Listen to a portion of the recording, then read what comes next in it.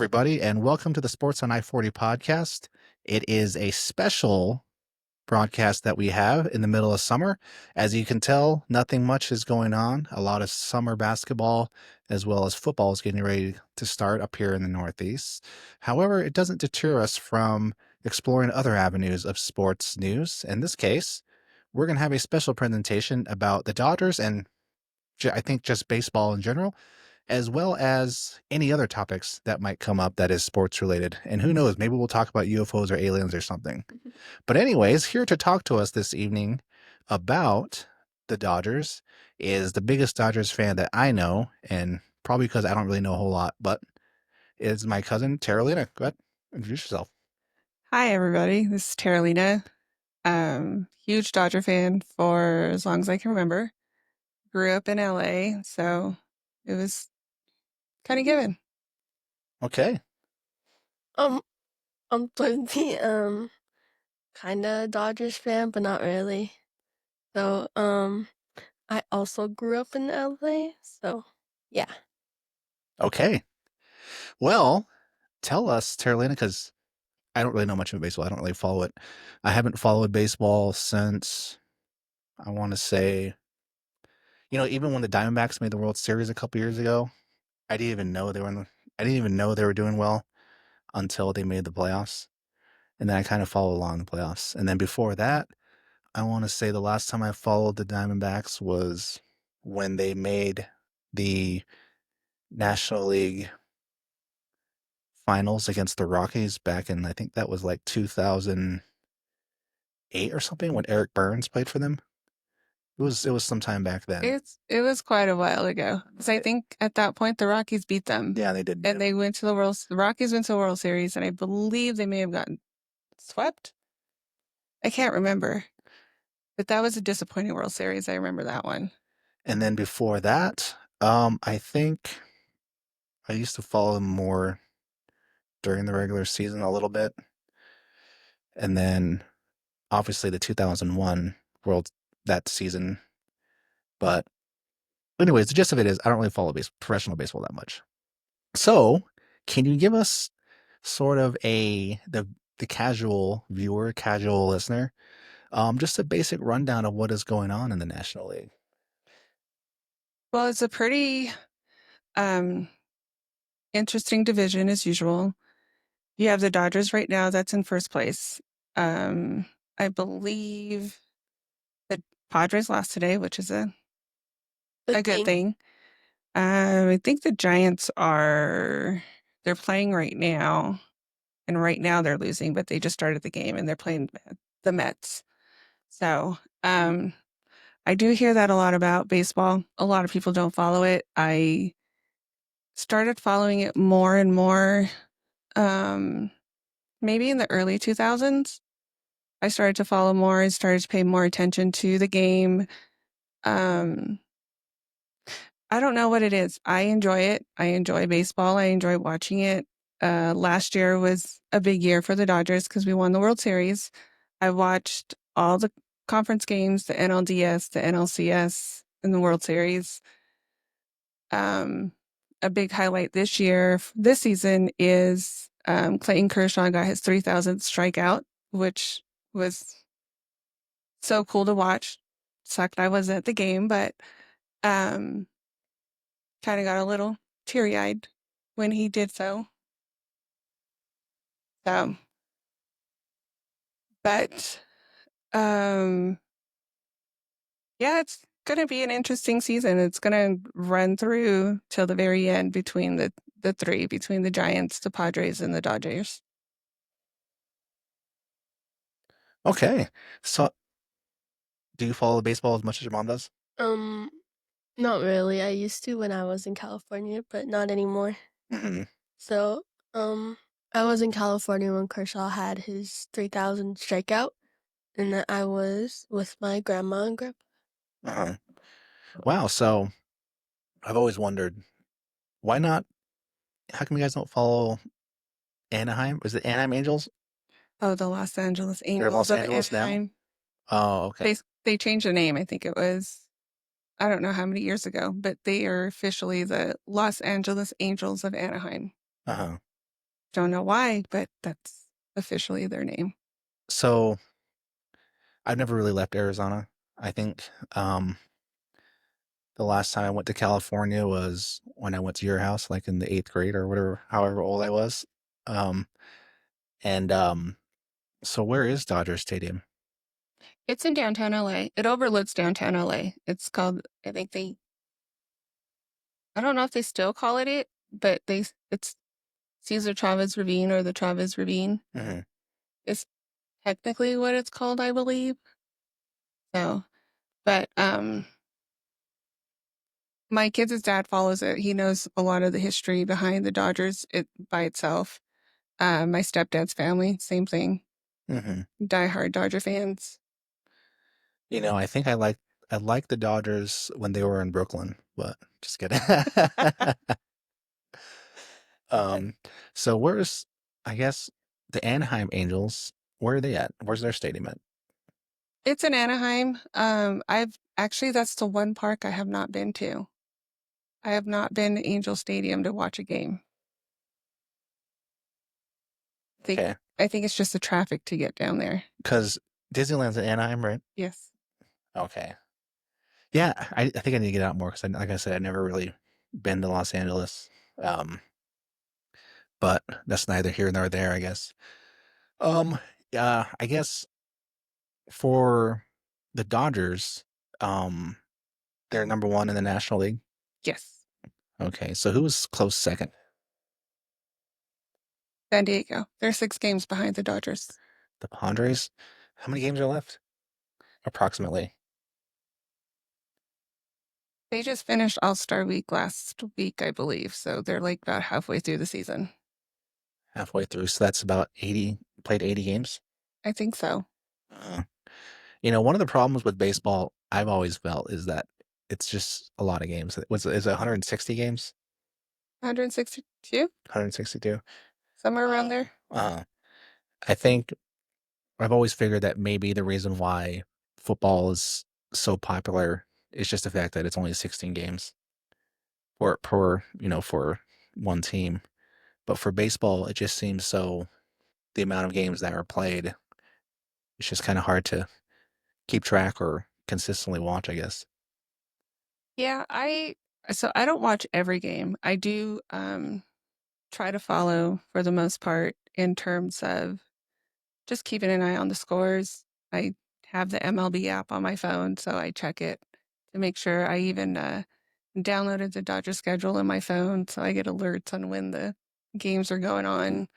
So, but we do watch most of the games. I want to say we probably watch like, I don't know, 70, 80% of the games at home. We do try to go to games when they're down and when they're playing the Diamondbacks. We'll go. We went the first series when LA came, we went down there. It was a lot of fun. We went to the second game? Yeah. Yeah. When Otani hit the Home run. top of the ninth, right? Yeah. Oh, okay. I thought about going to that game, but I'm trying to think what happened. I think maybe it was a graduation or something that happened that weekend. It was like in May. It was like May It was 9th or like something. beginning of May. Okay. I know that my other cousins, they're really into the Cubs. Um, but I don't really follow the Cubs. I guess I just don't follow baseball. I think I follow more college baseball, the U of A Wildcats, more than anything else, I guess.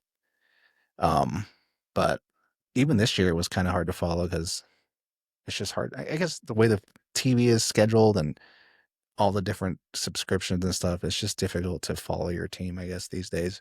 Whereas back then, it seemed like it was always on public television or something to that effect. Um, but I think maybe the Diamondbacks need to do some more outreach because I I have no idea what they're doing. They have a tendency to get rid of their good players. They do have one of my favorite players, though. I will admit that the Diamondbacks have one of my favorite baseball players right now.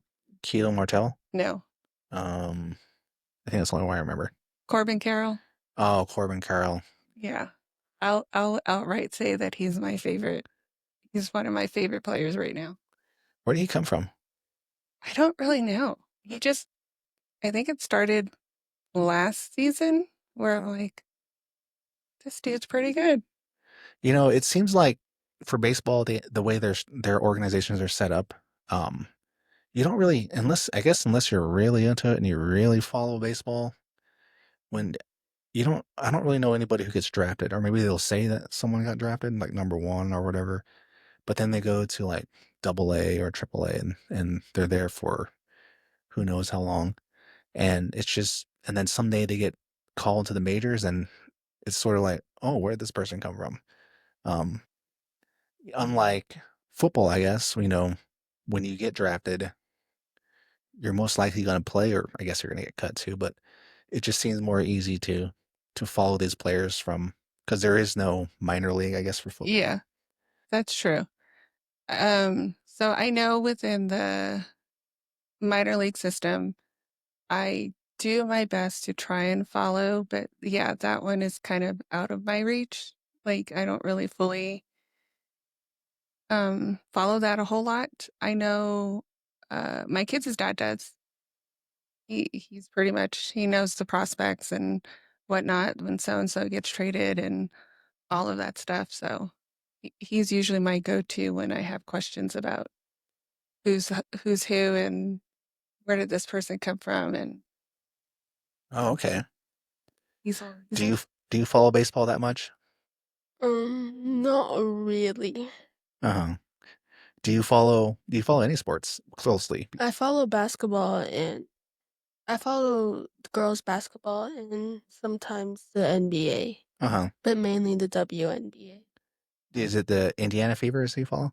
I do Indiana Fever, the Dallas Wings, and that's all I can think of. Uh-huh. So, Back in my day, and when I was your age, it was the Phoenix Mercury. oh yeah, I'm Mercury. I remember when they first started up back in, was it like the 1996 or somewhere around there, late 90s? I never really followed WNBA until she got me into it. Even watching March Madness, I don't only watch the men's basketball. Mm-hmm. And then she got some of the players and that's when I started to pay more attention to it. Mm-hmm. So other than that, I never really paid attention or followed WNBA. And with her, the only reason she became um, a Dodger fan is for one of the reliever pitchers. I say it. Anthony Panda. Oh, who is Anthony Bonta? He's a reliever pitcher. He's fine. He's the Huz, and that's all I can think of. Oh, okay. Well, it's a perfectly valid reason to like a player. Yeah, I think he was saying that he was ready to retire because he had gone through the system. He was traded on he was on different teams and whatnot, and he finally found success with the Dodgers Uh-huh. last year. Let's hope he doesn't get traded. Well, one of the biggest, I guess one of my biggest criticisms of professional baseball is the lack of a salary cap. And I'm a proponent of that because when you have rich teams like the Dodgers and the Yankees and the Red Sox, it just overinflates teams and allows them to just make these really great teams and doesn't really give other smaller market teams a chance.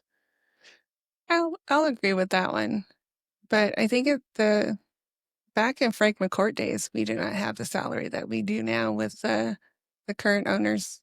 I think it's Guggenheim. I think is the group that owns them now, but back in the Frank McCourt days when he was the owner, Mm-hmm. nowhere near the salary we have now. Wow. Eh, It would be great though if they did something. That's why I like football, professional football a lot because of the salary cap. It just makes it teams that do great in the NFL. They're doing great because their organization is drafting well and developing their players well, as well as strategizing and whatnot because of their limitation for the salary cap. I used to watch football a lot. Um, Maybe in the last 5, 8 years, I stopped watching. Mm-hmm. I used to like plop myself on the couch on Sundays and watch football all day long. and whatnot. I had the Red Zone channel. So being from California, who do you want? The Chargers or the Oakland Raiders? No, No, no. I get crap for this, but I am a Cowboys fan. the Cowboys. Yeah. Oh no. Well, I mean, I'm a Cardinals fan, so I can't really say too much, but what I always do say is, as long as the Cowboys don't win the Super Bowl, it's a good year. Yeah, I hear that often. I hear that a lot. I get so much crap from everybody when I tell them I'm a Cowboys fan, but I'll still Mhm. I'll still stand by it. I don't really care. Well, I guess I don't really blame people who were conscious about football before 1988 because at that time they didn't really have anything to choose from other than their local market because the Cardinals were still in St. Louis prior to 88. So in this region, it was either the Broncos, the Cowboys. I think that was the two biggest markets back then, Broncos and the Cowboys back then. And then when the Cardinals came to, or yeah, when St. Louis moved their organization to Arizona in '88, um, I guess after that, I don't think people have an excuse at that point to change. So that's just my opinion. I know that uh person that we know's brother is a Packers fan. So, but he wanted to choose his own team. So, but that's neither here. I guess people have, okay, what bothers me most is let's say you're born in Arizona, right? In the year 2000, Okay. and you grew up and somehow for some weird reason you like the New England Patriots, who's on the other side of the country. And the only reason why they liked them was because they did so well from what 2003 to 2014 or whatever it was. To me, that doesn't make sense. You can say the same thing with Tampa Bay when Tom Brady went over there. Same thing. Yep. Yeah. But if you're not from there, you shouldn't like the team. That's Yeah. how I feel. So there's a 5-year rule. If you live there for 5 years, then okay. But you can't just visit a market and say, okay, this is my team. If you're born in the region, that's your team. But I don't, people don't listen to me. So the only reason I'm a Cowboys fan is one, it's my mom. My mom was a Cowboys fan. She was a huge fan of Anthony Dorsett, and I don't know the name of the actual player or like his legal name, but she called him Too Tall Jones. Mhm. So that's where my love for the team came, was from Well, my mom. I don't blame your mom because, like I said, she was grandfather then. Okay, she was a fan before 1988, so I don't have a problem with that. But everyone else, all I can do is just shake my head. Yeah, because I remember, I think the last time I was talking to someone, and then this was years back, and I was talking crap to them about football because they had mentioned their favorite play or their team was the 49ers, and I said, no, I'm a Cowboys fan. They're like, well, who's your favorite player? And at the time, Sean Lee was on the team, and he was my favorite player. And he's like, oh crap, okay. You are like a legit fan because at that time it was like Tony Romo craze. Everybody was saying Tony Romo was their favorite player, and I'm like, nope, Sean Lee was my favorite player. Don't don't remind me about Tony Romo. Who's your favorite football team? I don't have one, but I don't know. Yeah, I don't really follow football and I don't understand it. You don't understand it. It's a simple game. I don't. Let me get the rule book. Oh, no. Just kidding. I don't understand it, so I don't like really like any of the teams. So Well, you can choose the Chargers, the Los Angeles Chargers. You can choose the Los Angeles Rams, I'll do the Rams because that's my grandpa's team. or you can do the Las Vegas Raiders. Or So we're house divided. Uh-huh. So my stepdad is a Rams fan. yeah, so I'm a Rams fan. My mom's a Cowboys fan. Me and my mom are Cowboys fans. My son used to be a Packers fan only because my former boss was in Wisconsin and got him a cheese head. And so he was Packers fan. Mhm. But now I don't know who his team is anymore. And then their dad is a Chargers fan. So before we had kids, we used to go preseason games down to San Diego when they were in San Diego. We used to catch the Chargers Mhm. Cowboys preseason football game down there at Qualcomm. Wow. This was when she actually had a life. Oh, that's what she says. No, I just say that because I guess we ruined her life by having kids, so she don't really have a life anymore. Well, somebody had to do it, right? Her only life is me because I'm the one who keeps her on her toes. Oh. Kids, you gotta love them. Because I'm always talking back and stuff and asking for stuff. Oh, As you can see, she's very proud of that. you were right. I didn't believe you, but now I do. So being from California, and being back here in the northeastern Arizona, what has been the biggest difference in terms of community sports for high school or community support for high school teams? Is it the same? Is it different? Is it similar? You know what? I really don't know. I really didn't go to any high school sports. I know when I was in high school out there and played, I think I only played volleyball. We didn't have a whole lot of parents at the games. Mm-hmm. And then when I was in high school and I would go to the football games out there too, same thing. There wasn't a whole lot of parents in the stands or there wasn't a whole lot of people there. You went to Pasadena High School? No, I went to Blair High School. Blair. It's in Pasadena, but Uh-huh. Is there a Pasadena High School? yeah, there is Pasadena High School. Are there a lot of rich people that go there? No, I don't think so. Uh-huh. No, Was there a lot of rich people that went to Blair? no, No? So you were like in the hood? I would say so. It was a little ghetto. Because when I went to your house, it seemed like a nice neighborhood. Yes, it still is a nice Still neighborhood. is. Yeah, I have to go back. they're starting to knock down the older houses and put up slightly bigger house. Uh-huh. They knocked down one of the houses. That's probably maybe like 3 houses down. It had about 2 houses on the lot, and they built a really nice house, but Uh-huh. it's listed for like over $3 million. Really? Yeah. Jeez. So for the viewers out there, let me just tell you an interesting story just to show you how I think the term is country bumpkin. I guess. Is that what it is? Country bumpkin? I wouldn't know. um so I went to your guys' house back in I think it was like what, 2007. Okay. Maybe it was before that. Somewhere around there. And from a small town where nothing unusual happens really.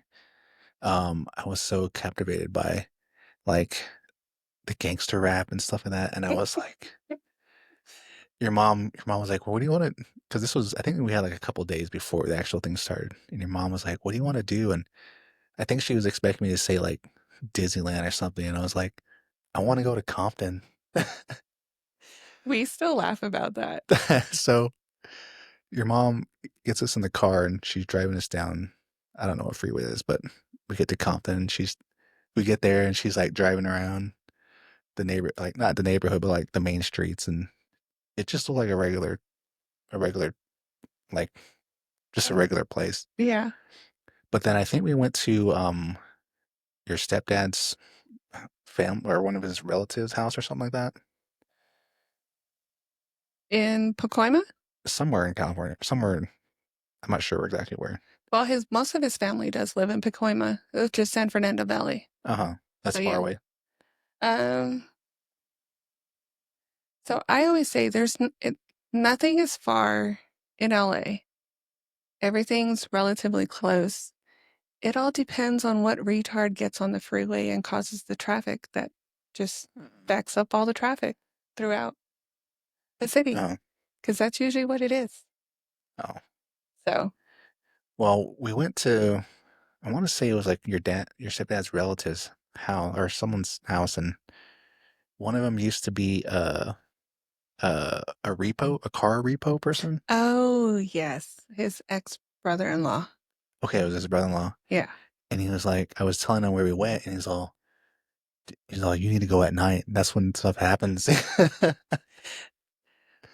pretty much. I wouldn't know. I have not been to Compton or anywhere around there. Um, I kind of stayed in my own little bubble, Uh-huh. like in Pasadena, um, Arcadia, Glendale, Burbank. Uh-huh. That was kind of like where I used to hang out. And then South Pasadena was another one. Um, but yeah, there's some stuff I can't say in case my mom watches it. When Oh, okay. things we did in high school. Okay. Um, do you miss California? Yes, very. I hate this place. What part of California, or what part of, or what exactly do you miss about California? Um, I miss how it's green. I miss all the food places, especially Dumpling House. I miss living near the mall. I miss living. I just miss living there. I don't like it here. Hmm. Well, I don't blame you. It's different lifestyle out here. Um, That's an understatement. uh, I've always viewed it as, when you're younger, you have more aspirations of wanting to live in the city, but then when you get older, you living in a place like this seems more appealing. Like for me right now, I want to say in my early 20s, maybe my 20s as well, I really thought about, having the urge to go live like in Phoenix or Seattle or something.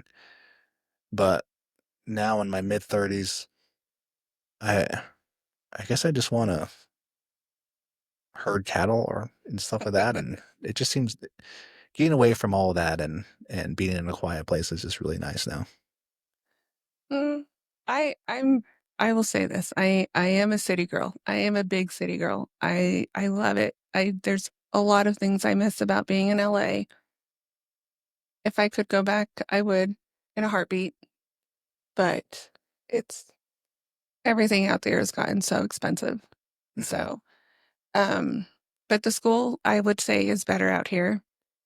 I do like the fact that I mean they go to school in Holbrook, so I do like the school Hmm. here. It's I feel they're getting a better education here than they would out there.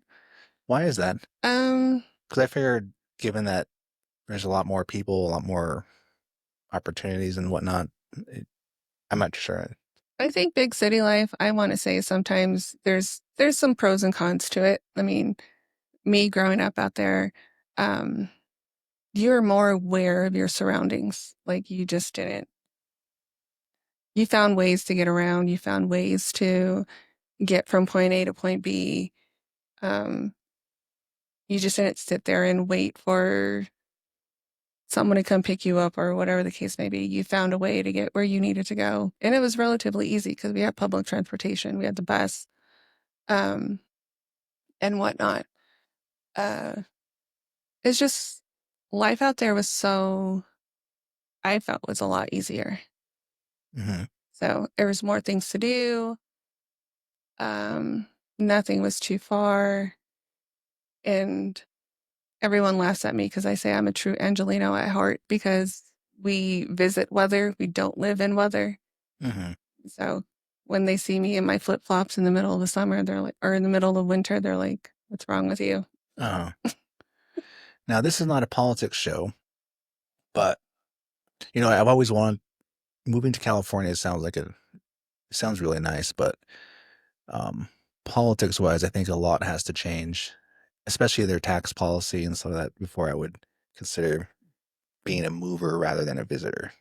So, um, but I guess that's just kind of how I viewed it. But I've always wanted to go and like explore Northern California. California just seems like a nice place in general, but yeah, I just maybe like I said, a lot of things have to change for me to be a permanent resident there. I still have my California driver's license. I haven't given that one up. Uh, I've been in Arizona for what I think like 5 years now, almost 5 years now. Still have my California ID, my California driver's license. As a matter of fact, it's set to expire this November, so I got to go back and renew it. How many years is a driver's license valid there? I want to say 5 years, 5, 6 5 years. years? Yeah, Oh, something like that. Arizona. Well, Arizona used to be great because the original before they did the new travel IDs. hmm I think the expiration dates for the old IDs were like 50 years. I think was it when you turn 55 or 65 or something like that. Uh huh. Yeah, because my old one I think expired like in 2055 or something like that. Yeah, I don't know about that because people like even as you age, you either have like eye impairments and whatnot. How are they supposed to know whether or not you're required to wear those when you're driving? It's a good point, but that's why we have insurance. But now the travel IDs now I think it's like 8 years or something. Every 8 years you have to update it and get a new one. So, my opinion, my theory, other than the dystopian part of it, I think the other reason why states agreed to do it was that it just basically gave Arizona another excuse to force its citizens to pay another fee because under the old system you had to wait 50 years or whatever to get a new ID, hmm or you had to lose it to get a new, and then you paid the fee or whatever to get a new license. But now they changed it to where now they expect revenue every 5 or 8 years from a person because they had to get a new updated ID. I'm not surprised. States are finding ways Hmm.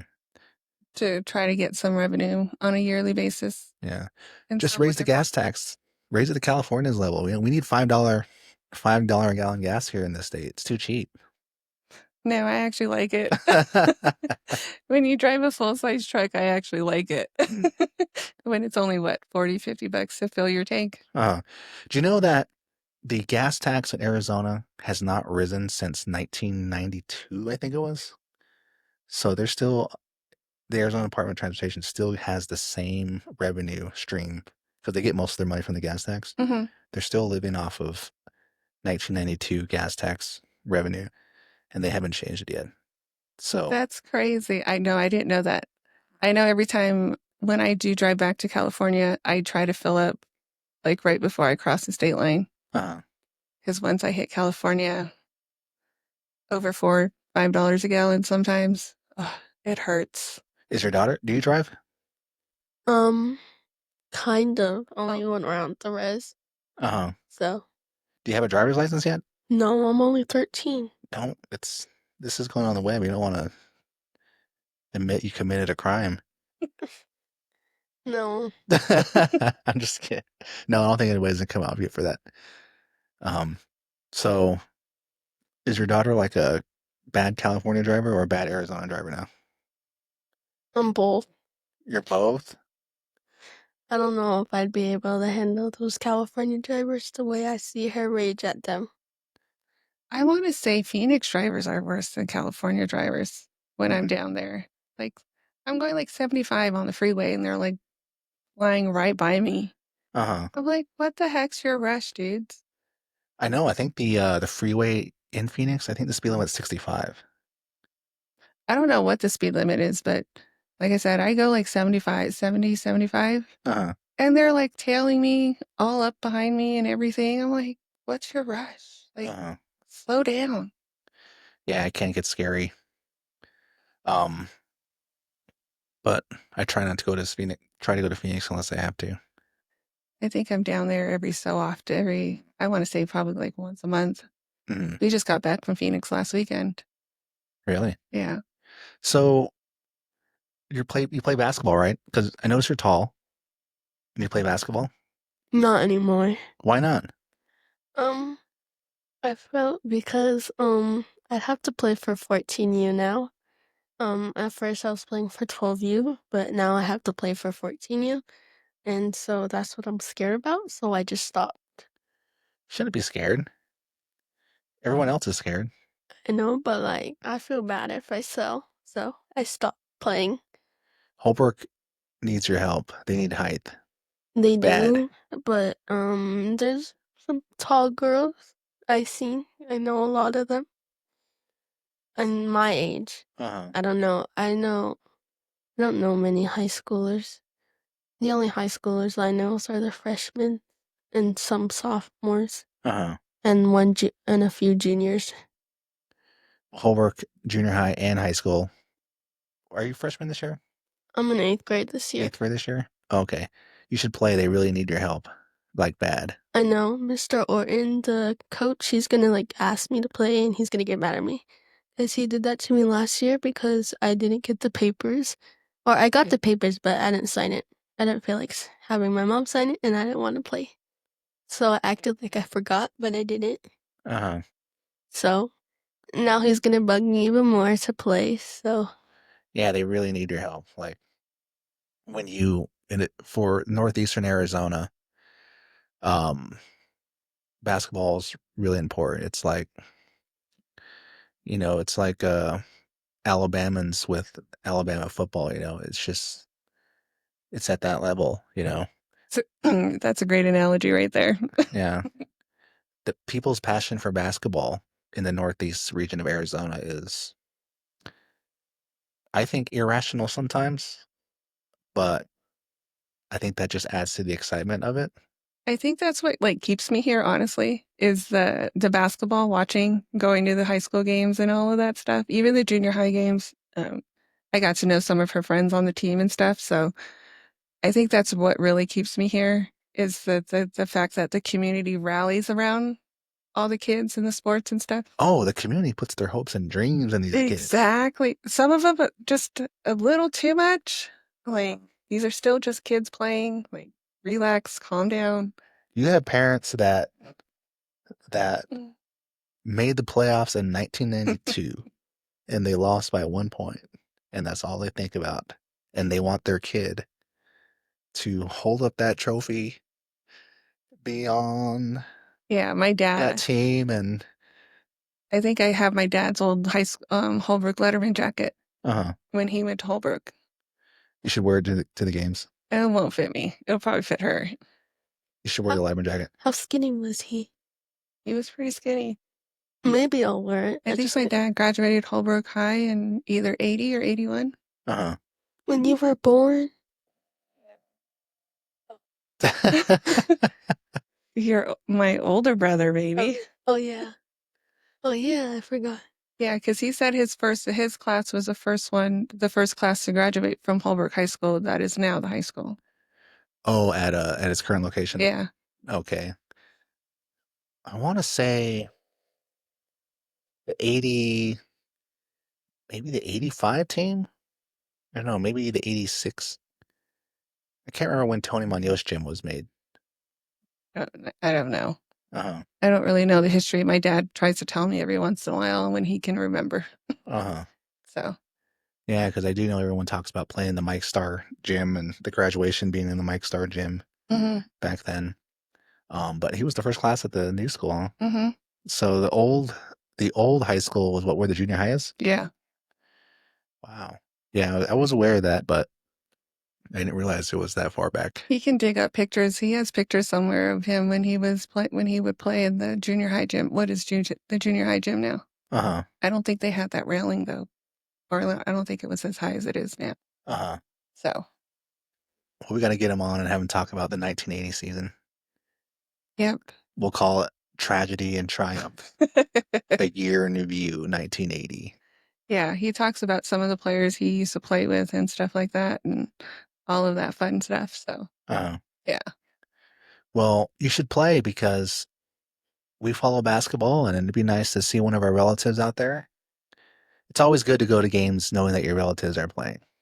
I know a lot of relatives, so, but I might.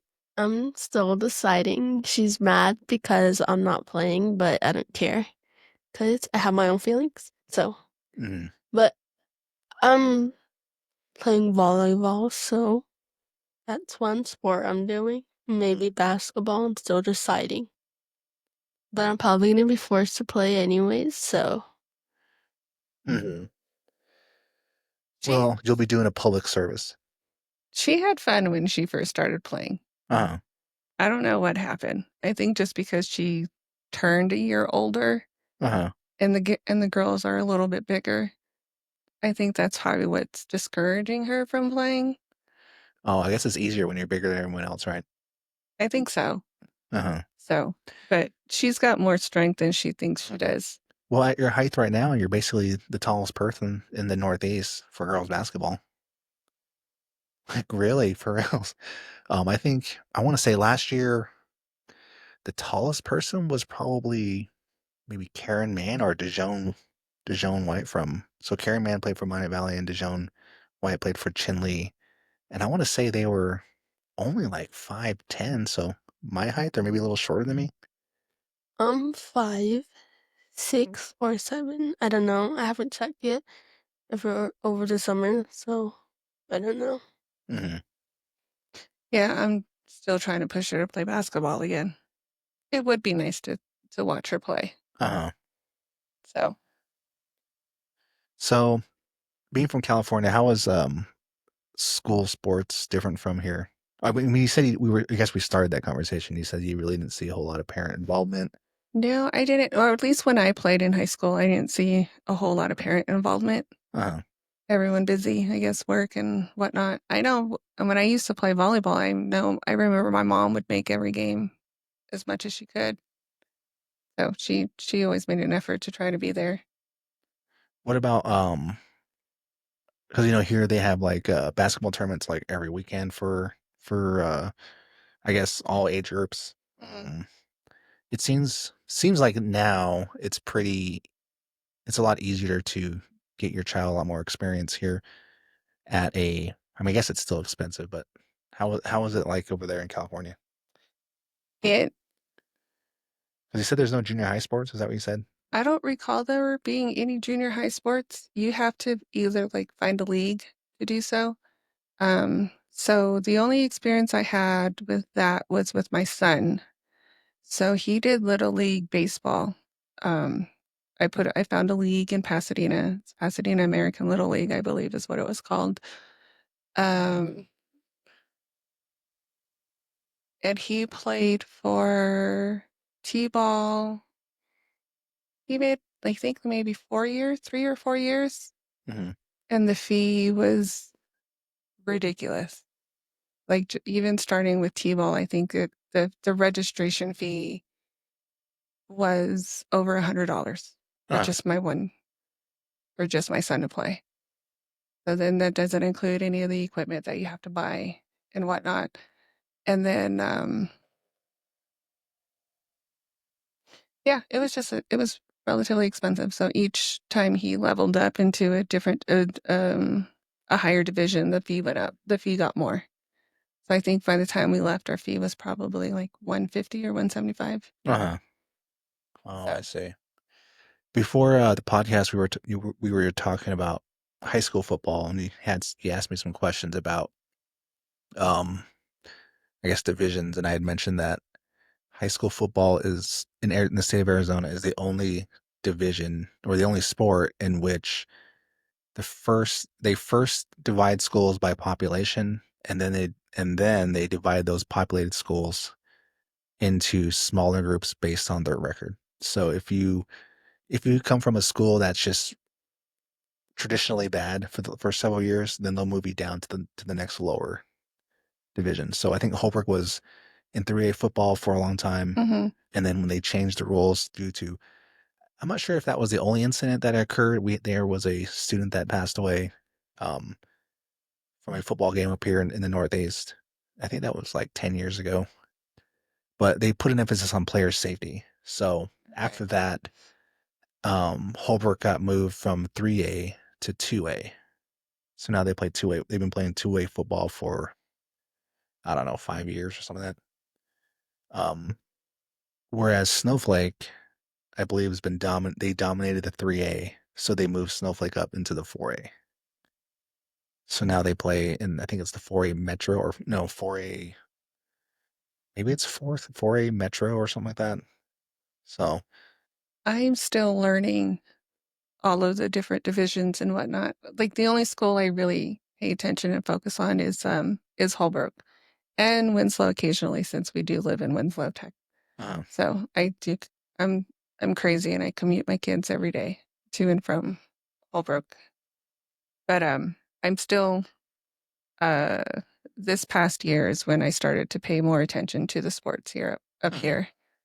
So, Well, I think now that I think about it, I think one of the reasons why northern teams, I guess when I say northern, I'm saying I mean like Holbrook, Winslow. Well, Winslow now, but we'll put Winslow in a different category for now. But I'm saying Holbrook, um, Ganado, Chinley, Tuba City, Monument Valley, um, Winter Rock.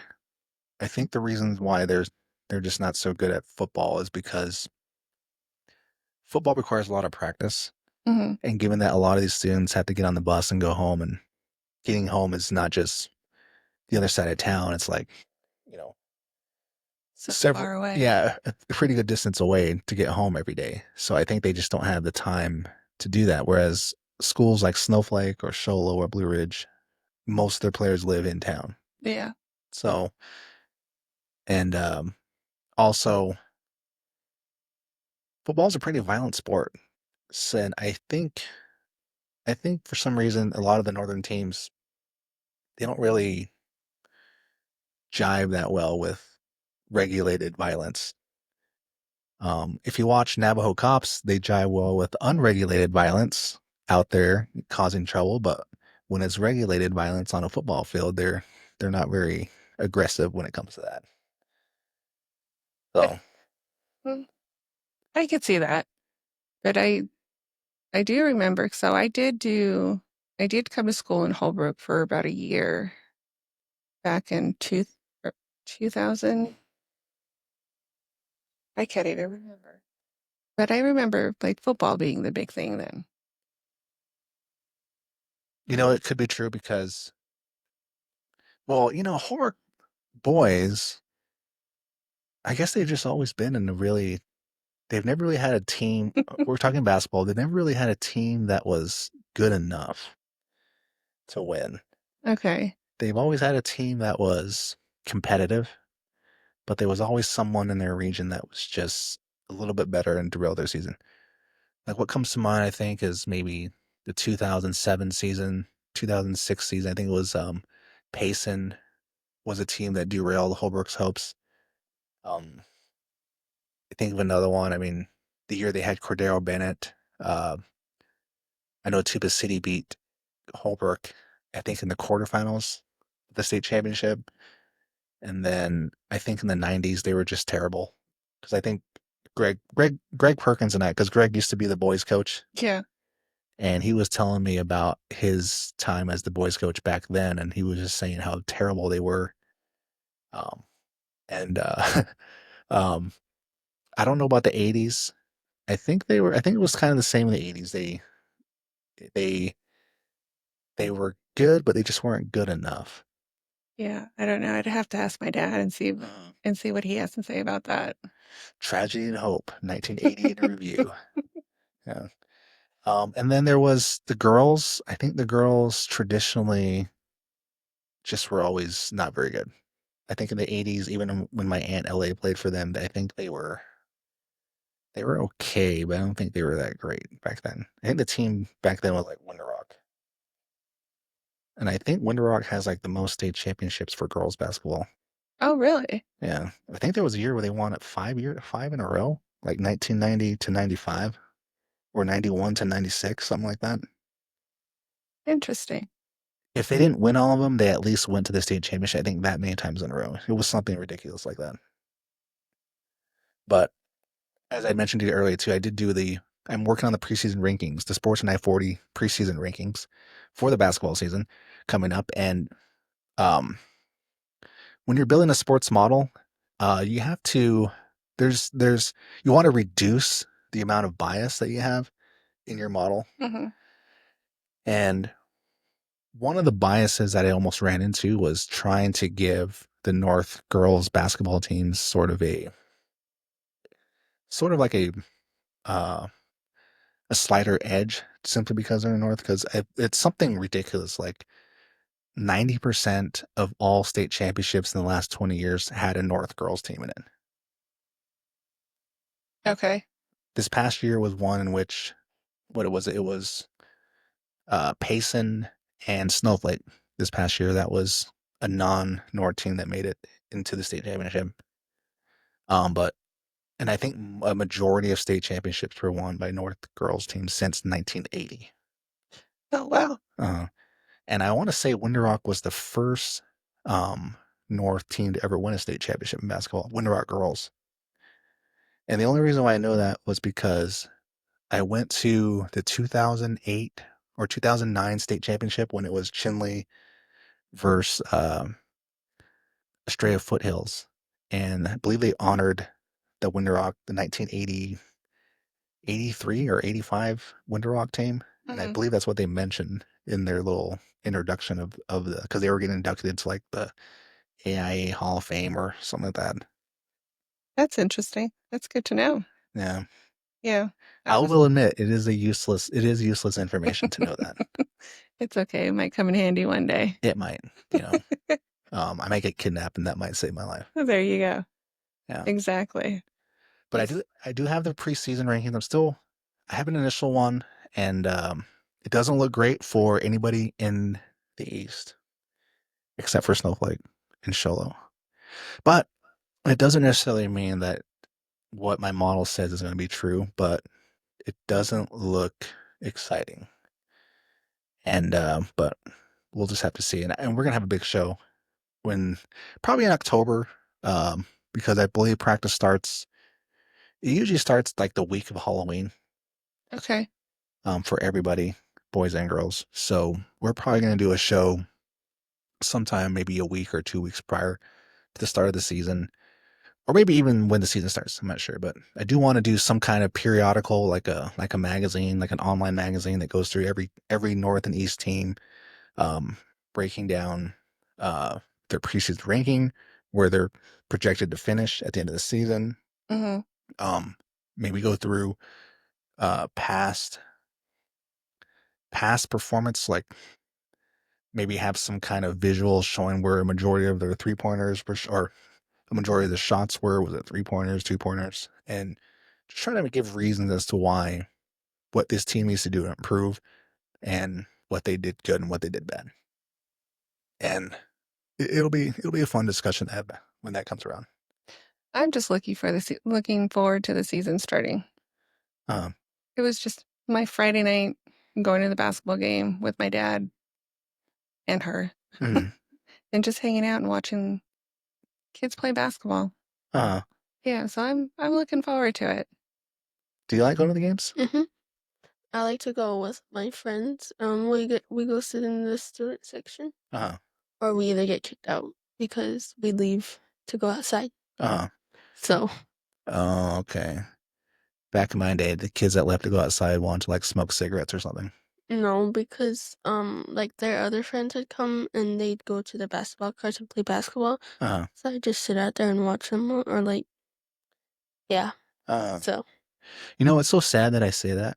I feel like Holbrook and Winslow from like 1990 to like 2000, 2002, 2003. Maybe when Steven graduated, it started getting better. That generation of students, when they graduate, I think it started getting better. I don't know. Because I can't remember what year I was there. Because the last year I was there, I stayed in the dorm. That was interesting. Very interesting. And that's when NPC still had a basketball team. Mm-hmm. And so dorm students used to get into the games for free. And it never failed that students would come back to the dorm drunk. Mm-hmm. So, were you one of them? no, I was not. I was not. Well, when I was a teacher at Holbrook, every year there was always students getting caught for being drunk at school, or getting caught with marijuana, or they'll go and smoke at not halftime, at lunch, and then come back and they're obviously high. You can just tell. So it's still a problem, it that way, but I don't know, that 90s all the classes in the 90s, it just seemed. I say that because when I talk to the teachers at Holbrook Uh-huh. that were teaching back then, they would just tell me stories about how just wild and at times out of control some of these students were. And I wish I remember their names because I'd name names, but I could name a few right off the top of my head if I wanted to from the dorm days. uh-huh. Because I know I was talking to one of the teachers and he was telling me that Holbrook had a high pregnancy rate back in the 90s. Oh shit. I didn't And know that. and it was like it's been slowly declining, I guess. So now it's not, I guess it's not a problem now, but back then they had a high pregnancy rate in the late 90s. Yeah, so when I was in the dorm over there, it was the old dorm. So when they still had the wings, Mm-hmm. so they had the boys side and then they had the junior, seniors, and then freshman, sophomore, Mm-hmm. same with the girls.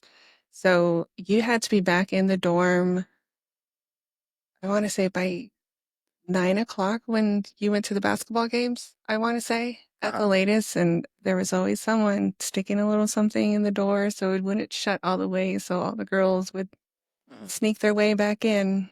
Because that was the old dorm was barrack style, right? Yeah. Okay, because I think my parents stayed in there back in the 80s. So, Yeah, I had fun. I actually had fun in the dorms. My mom and my dad, they went to Holbrook. I don't know. I don't know if my mom graduated from Holbrook or not, but uh-huh, they knew a few of the administrators. So uh-huh, it was kind of nice. It made it a lot easier for me. uh-huh. Yeah. The dorm kind of seems like I don't know, it seemed like the kids liked it, at least when I was teaching there. I mean, there were always kids causing trouble, but, There's always kids. Oh, there's always kids causing trouble somewhere. uh-huh. Oh, They were telling me back in the 90s that I don't think it's like that because I really didn't notice it when I was teaching there now, but back in the 90s, they were saying that there was that the dorm kids and the in-town Holbrook kids would always be fighting each other back then. yeah, I have no idea. Like, and then they would something about a story about something about like Lance for tourists like wanting to fight one of the kids, something like that. I He can't was remember. my history teacher, I believe, when I was in school over there. I think he was something like the kids got him riled up and like the dorm kids or something like that. I Uh, I wouldn't know. I was, believe it or not, I was relatively quiet in high school. really? Yeah. Is your mom quiet? No, she's always laughing really loud, like I don't know how to explain it, but like she laughs really loud. Like you can probably hear her from a mile away if she's laughing. Like embarrassingly loud? Yeah. I do that in purpose to embarrass her. I I say, got to do my job. so I say, why do you have to laugh so loud? Hmm. So, Yeah, but believe it or not, in high school, I was relatively quiet. Uh-huh. Oh, when I think about that time, I think of when your brother introduced me to Slipknot because I had no idea who Slipknot was, and I think he had the first album of Which Slipknot. brother? Um, Older or younger? older. Um, Really? Is Anthony? Anthony's Yeah, the yeah, younger one. Anthony's the one. Um, Because I want to say I'm the one that got them all into that, all into that. Because I used to listen to it, and they used to make fun of me all the I think time. it was Anthony. Yeah. Yeah, they used to make fun of me all the time for the music I would listen to because my range of music is all over the place. Uh-huh. But yeah, they used to make fun of me, and then all of a sudden I hear them listening to it too. Uh-huh. Well, I remember at the time when I first heard it, it wasn't exactly my thing. But as the years have gone by, I've become more nostalgia minded about these things, and um, I guess your time was always the best time because you lived it, I guess. But I think everyone can agree that music and culture today is just terrible. It is. It really is. It is not the same at all. Uh, yeah, I remember when So, what's the weirdest thing? For some reason, the young people about 10 years ago got like, I think it was called the Meet Me at McDonald's look or something, where it was, I guess, shaved on the side, then they got the perm on top. They look like they were a part of Tears for Fears, that band from the 80s. These kids thought it was, these young men or teenage men thought it was so cool that they had their hair with the perm like that, and not knowing that they looked like they were fans of Tears for Fears from the 80s. But anyways, I saw that and I was thinking, I was like, back when I was, you know, really young, it was the thing that was in was like like the gangster look, and then all the natives, it was either their head was bald or their head was slicked back and they used like three flour and the hairnet or whatever. Yes, it's definitely yes. That was like the thing back then. And there are still some that generation that are parents now, they're still bald, they still kind of do that stuff too, which is interesting. That was Fidel. But That was Fidel. He used to do that. He used to always have three flowers. He used to have like little jars of it all over the place. And yeah, and his little, remember the little cones that you would on your finger or your hand and whatnot? Yep, that was Fidel. Yeah. I remember him. Yeah. I remember when he always had three flowers. Uh-huh. So, do you ever know anybody that used blue magic? I tried using blue magic when I was a kid too. And I didn't understand how it worked. And I put too much and it was just like extremely greasy and it just wouldn't come out.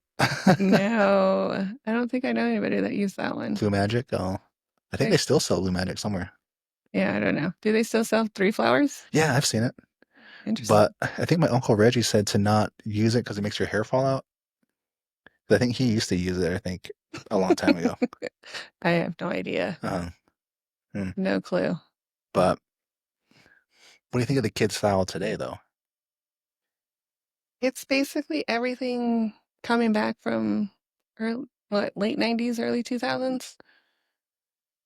I took her shopping and it was just like, this is like clothes I had in high school. You did not take me shopping. We just do online shopping.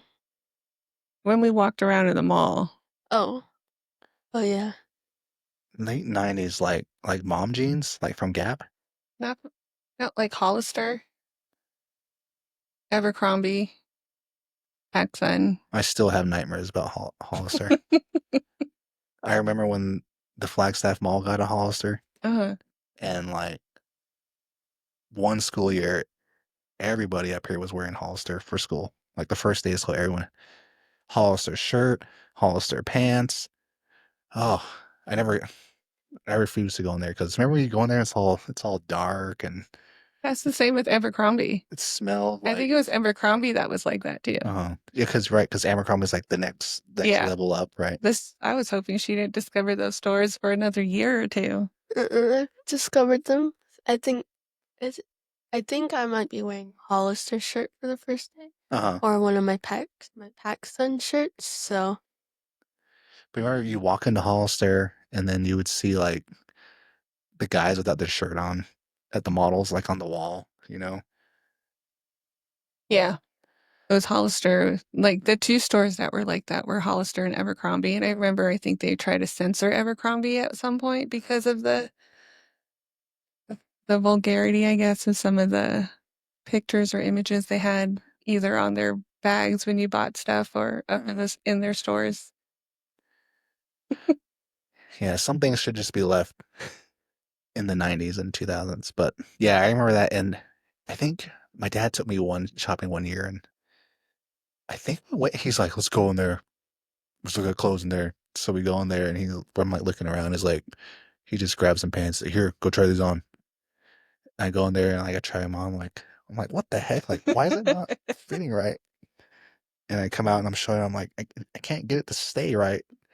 And then it turns out that these pants were low-rise pants. I was wearing low-rise pants and like, it didn't. So I never went back to Hollister because of that. And but if low-rise do come back again, maybe I'll try it this time. They are back. They are back? They've been back. Yeah, when I was her size, those were the stores I shopped in. Really? Yeah, no, not anymore. Because I remember low rise was big. Like, remember Britney Spears Yeah. had the low rise? I've been on a Britney Spears binge lately. Really? Yes, listening to her. I'm just I listen occasionally, um, just to see if there's like any messages hidden in music from her, like crying out, like "Save me, help me." I'm sure they're in there, My producer, my mom's got all my money. Help me. No, right? I like really listen to my headphones. I'm like, I think I hear her. She's crying out. Well, Leave Britney alone. right. Free Britney. There's a girl that plays. She plays a basketball. I think she's in middle school. Brinley. Oh yeah. I believe she's in middle school, and I love her aggressiveness. Her aggressiveness when she plays. We were at a tournament in Flagstaff one time, and she got into like maybe was it like 2 fights? Yeah, she got into 2 fights, I think, with the same team. Yeah, I think they were down from Gila River. Yeah. And then that's what I told her. I was like, I said, Brinley, I was like, you should have walked up to her and started. Brittany has that one song. There's a song in the opening, like it's Brittany. Uh-huh.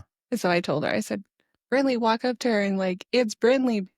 Oh, I thought you were gonna tell her to listen to that No. stronger song by Britney Spears. Hey, that's like one of my favorite songs. Yeah, stronger than yesterday. That song, right? Yep. That's what I would listen to if I got into a fight. So me and one of my high school friends, we used to say that one of her songs, Lucky, Uh-huh. we used to call that the devil song for some reason. I don't know why. There's no reason behind it, but we used to just call it the devil song. Uh-huh. Yeah. Maybe you gotta listen to it backwards. Maybe. Maybe that's when you hear, help me. Heck, I want to go see Backstreet Boys over in Vegas. Really? Yes. Oh, And then Monica and Brandy are going to be touring too. that whole thing was a disaster.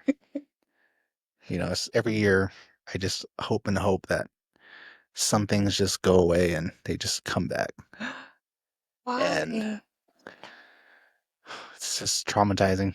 You had to live during that time to understand. I did. That was like the best era.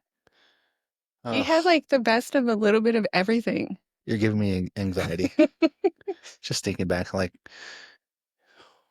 picture yourself. It's like 3:00. You get back from school. You turn on MTV. You go on to waiting for TRL with Carson Daly. Exactly.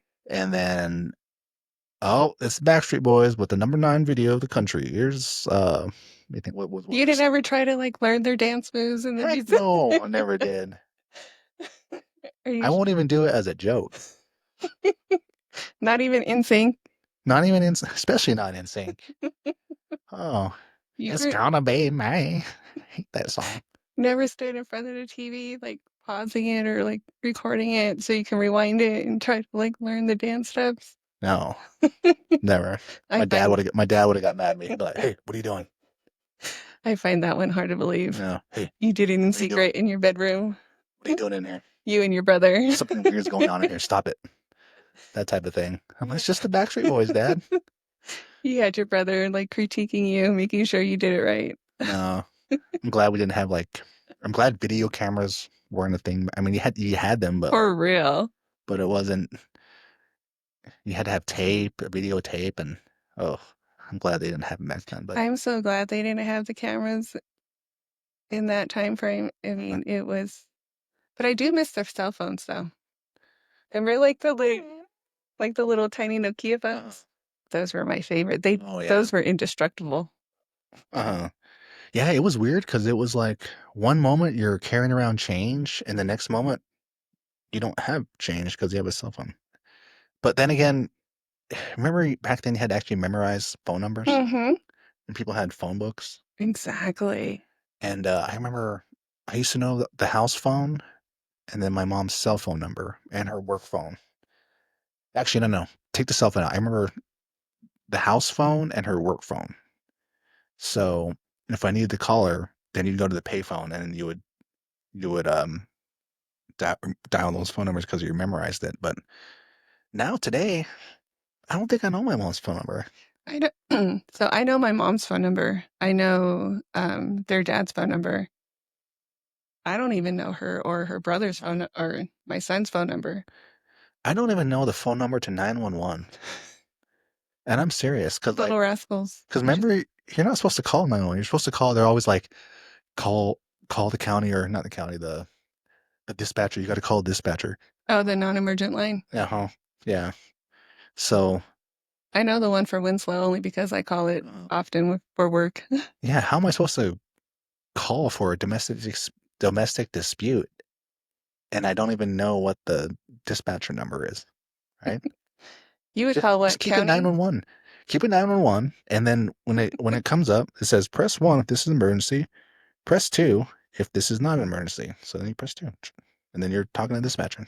But yeah, I remember. Yeah, that's interesting. But yeah, I remember then you had to learn you memorized a lot of phone numbers. Uh-huh. I think then I memorized a lot of phone numbers I had in my head.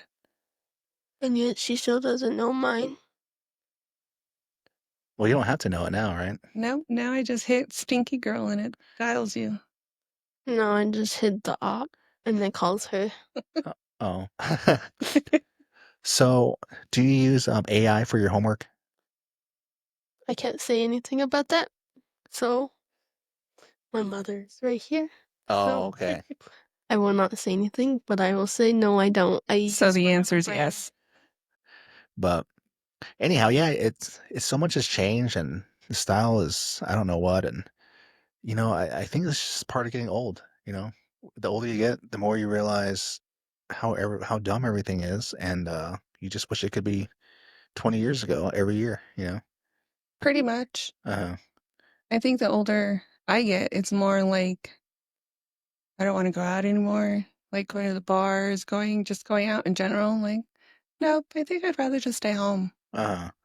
It reminds me of that Simpsons episode where Homer has a flashback to the 60s, and him and his friend were jamming out, rocking out to some song, and his dad walks in. He's like, "What are you guys doing in here?"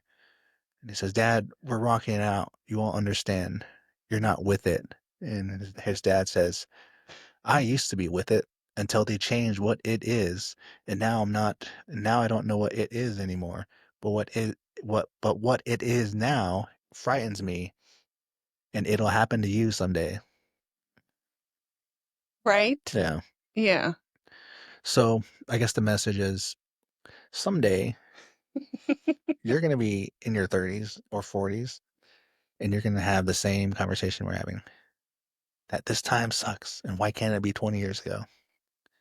I think there's a Instagram meme that I seen something like that where Uh-huh. didn't realize the 90s were what 20, 30 years ago. Uh-huh. It's like I'm only 20 something. No, you're really 40 something because it's not. Uh-huh. It's not that year anymore.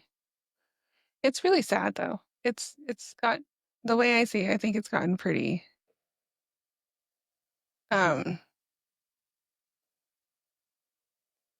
lost my train of thought. It won't ever be the same. Yeah. And you know, it's just so many good things happen, remember when Pizza Hut used to be Pizza Hut? Remember going to Blockbuster with your parents or friends and hoping they have your video so you can still rent it? Yes, but we didn't have Blockbuster up here. We Oh. had Rent-A-Flick. Okay. Rent-A-Flick. Now that was the place to be.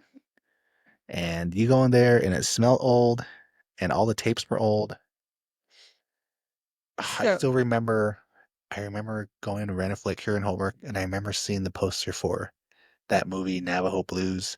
And it was that lady standing in the middle. I think Navajo Blues was like a detective movie or something like I've never heard of that one. that. Yeah, it's called Navajo Blues. And I've never seen it, but I want to say at the time the reason why I had heard about it was because it had something to do with skinwalkers or something. But I don't know. If anybody's seen Navajo Blues out there, say in the comments what it was about. Yeah, I don't think I've seen that one either. I never heard of that one. I know when I moved back, Kenny used to say that I was Turquoise Rose from that one. That movie? Yeah. Uh-huh. He used to call me Turquoise Rose all the time for some reason. Uh-huh. Well, you heard it, folks. We have turquoise rose over here. I used to laugh at him when he used to tell me that. I was like, why do you say that? He goes, have you seen the movie? I'm like, no, I haven't. Uh-huh. He goes, well, you should watch it and I'll explain why. Uh-huh. But I still haven't seen the movie. Have you seen Black Cloud? No, No, you got to see Black Cloud.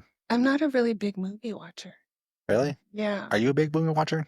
Only if like kind of if like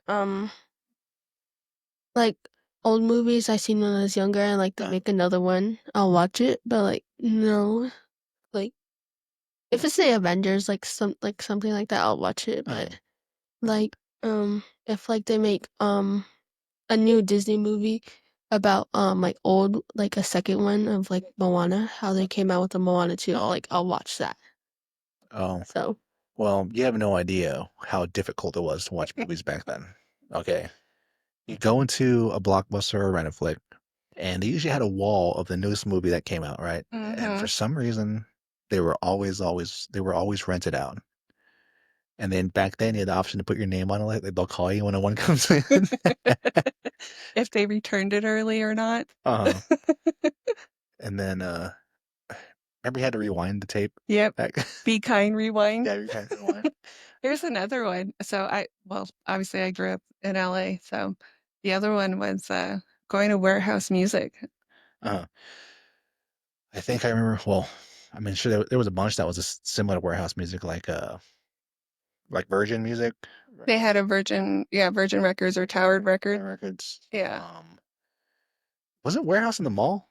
So for us, or for me, since I grew up in Pasadena, they had a Warehouse Music in a little outdoor shopping area. So when you'd enter, it was a relatively big store, and now it's a golf galaxy.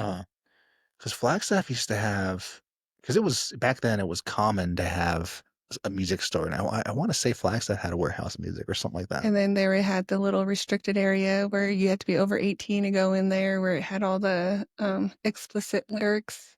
Oh, yeah. Parental advisory explicit lyrics. That was back when it meant something. Exactly. Now it doesn't mean anything at all. Exactly. Yeah. Back then it was like, oh, we're listening to music that you're not supposed to listen to. Now it's like they play that stuff that plays on the radio now was like banned on radio 30 years ago. Right? Yeah. All the rap music back then. Yeah. I know. I'm so one of the events of the year 2000 that I look back on it, I'm just like one of the biggest embarrassments of my life is when Eminem came out. And I remember it was a big deal on MTV. I remember I had heard the first album on on the way to a Little League game in Winslow. I had heard the first album. And you know how when you're kids, you're just easily influenced by the culture of your day, right? And I thought it was great. And I followed Eminem from that point up to when his second album came out. And I remember it was a big deal, and I remember wanting to get the album and everything. And um, but I guess what's embarrassing about it to me now is I just think it was just so lame when I think about it now. The whole his whole genre of music, like how he was rapping about killing his his baby mama, and like doing terrible things to his mom. And I can't believe I thought any of that was. I guess when you become an adult, you realize how bad some of the music was back then. It'll happen to you. Yeah, because I don't even listen to any of the things really that they listen to, or what is considered rap. I don't even listen to anything current. Everything I have on my playlist, probably all the way up until 2005 to 2000, maybe 2010 at the latest. Well, I'm one of those rare individuals. I went backwards. I went from 90s to 80s to 70s to 60s to 50s, all the way back to Baroque music from the 13th century. Well, what had happened was I got so disillusioned by modern music or popular music around about 2009, 8-ish. I think what really pissed me off was um, Lady Gaga was playing like every hour on the hour, her first album. I just got so sick and tired of hearing it. Or maybe that was 10. I don't even. Because I was a delivery driver at the time. I was delivering sandwiches in college. Okay. So, and one of the business restaurant policies was you had to play whatever certain radio station it was. So it was like literally Lady Gaga every hour. And I just got sick and tired of it. And I went to went to the AM station in Tucson, and I came upon AM, I think it was AM 1400. They played uh 60s, 70s, 60s, and 50s music. And I just really got into it. And it was nice to drive at night because they stayed open till like 3 in the morning. Okay. So it was like nice to listen to like 50s music. Sometimes they play jazz and just driving the ghetto parts of Tucson at night. There it's ghetto parts of Tucson. Well, that's true. The whole town is ghetto, but there are places that are more ghetto than others. And those places just happen to be like a boundary. We Hmm. we were basically on the outskirts of that, but I didn't realize how dangerous Tucson could have been. I mean, I was carrying cash, right, because of the deliveries, and Hmm. I'm glad I never got robbed. But like one time I delivered to this sketchy apartment complex. It was like Grant and Grant Whitmore, not Grant Whitmore, like Grant and not Euclid. I used to know the streets by name. I can't remember now.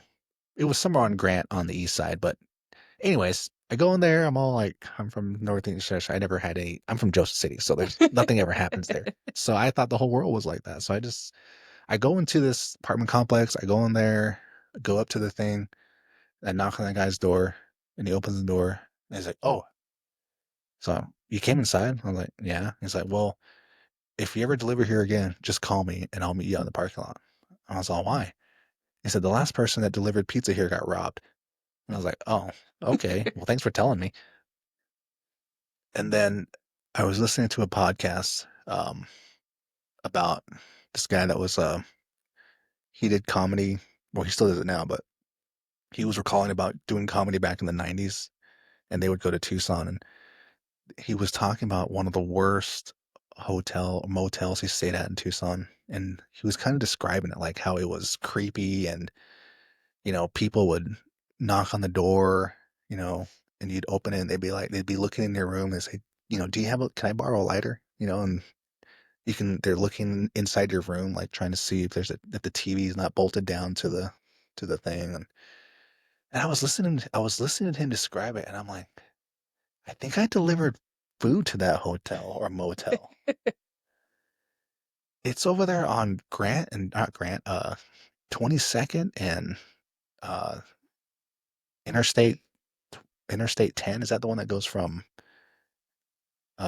San Diego through Phoenix through Tucson and then goes over to I Mexico? think so. Uh-huh. I've only been to Tucson twice. So I've only gone once. The first time was for your graduation. Uh-huh. And then the second time was probably maybe 2, 3 years ago for a conference at, I don't know the name of the hotel. It's a casino. Uh-huh. Um, it was for work. Uh-huh. And I just kind of it was a very not, I mean, there wasn't really much going on over there. Uh-huh. Well, this motel was ghetto, and like there were people that were like long-term renters there. Hmm. Um, I don't know. I'm just glad I don't do that work anymore. But Did it take you back to when you were driving around Compton with my mom? no, because this was worse. Oh, really? Yeah, because I went through Compton during the day. As long as you stick to the main streets, is like a normal town, a normal city. I'm assuming this what it looked like to me, and that's what somebody told me was, You got to go at yeah, you night. got to go at night, right? Well, this was at night. Okay. Well, they say the same thing about like around USC, which is the Coliseum. Uh-huh.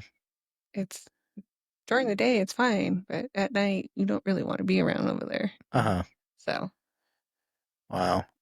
I went back to Tucson um several years ago. I think during the midterms. This was 2022. And I noticed that they've done a lot to renovate at least the where the university is. mhm, Because the university, I guess where most of the students live is like between maybe Grant, I-10, 22nd Street, and then Alvernon, which is way on the other side. That's kind of like where most of the students live, and there's housing actually further out. But the main area near the university, they started tearing down like the old houses, and they're building new infrastructure, new apartment buildings for the kids, and it's slowly changing. yeah. I unless I have another Yeah. relative or friend that's graduating, probably the only other time I would be back down there. Well, they used to have spring training down there. It's Not in anymore. Phoenix. They used to have it in Oh, Tucson, oh, they did. Okay, oh, yeah, like 20 years ago. yeah. Yeah, but We go to spring training games, or at least we try to. oh, Yeah, we like to go. We did a um not this past spring training, but uh before that we did a big family trip oh, down to a spring training game. It was fun. It was me, my mom, uh my brother, his family. uh, My aunt already came down. It was probably about, what do you want to say, like 15 of us Mhm. uh, that we all went down to a spring training game. And then before the regular season ended last year, we went to the last game at Chase Field uh, when the Dodgers came into town. Same thing. Big old group event. Had about, same thing. Probably I want to say like about 15 of us that went down there too. well, yeah. I don't know. I I do like Tucson despite all of that, and but someday I've always thought about moving back down to Tucson, Hmm. but I don't know if I'm going to ever do that. You know, but Tucson's all right. It's not that bad. If you're rich enough to live in the nice part of town, I guess Hmm. that's true for anywhere, right? Pretty much. Pretty much, right? Yeah. Because I attended a training for work back in March to, I don't know, I think I've heard people say Prescott. Um, I like Prescott. I would totally move down. I would totally move over there. I don't know. Prescott's like boomer heaven. Well, isn't that the same like the outskirts of Phoenix? Like Anthem and even going west back or towards California. What is it? Goodyear and all of that stuff. Way back when they first started building houses in that area, or brand new houses that were going up, were like 100K, maybe slightly more. And now you look at houses and they're like, My, to me, the difference is in Phoenix, there's a place for that, right? It's expected for people like that to live there.